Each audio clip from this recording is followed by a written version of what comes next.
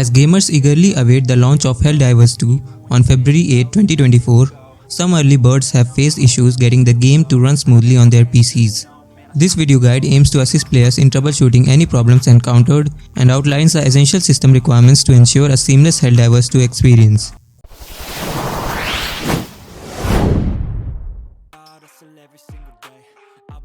Ensure your graphic drivers are up to date.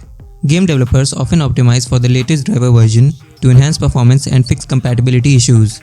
Steam and other platforms allow users to verify the integrity of game files. This ensures that all necessary files are present and undamaged, preventing potential launch problems. Verify that your PC meets or exceeds the minimum system requirements for Helldivers 2. Inadequate hardware could be the root cause of performance issues. Sometimes, security software can interfere with the launches. Temporarily disable your firewall or antivirus to check if they are causing any conflicts. Right-click the game executable and select Run as Administrator. This can resolve permission-related issues, preventing the game from launching. System requirements for Helldivers 2 on PC. Meeting these requirements ensures optimal performance and prevents potential compatibility issues. Helldivers 2 promises an exhilarating gaming experience.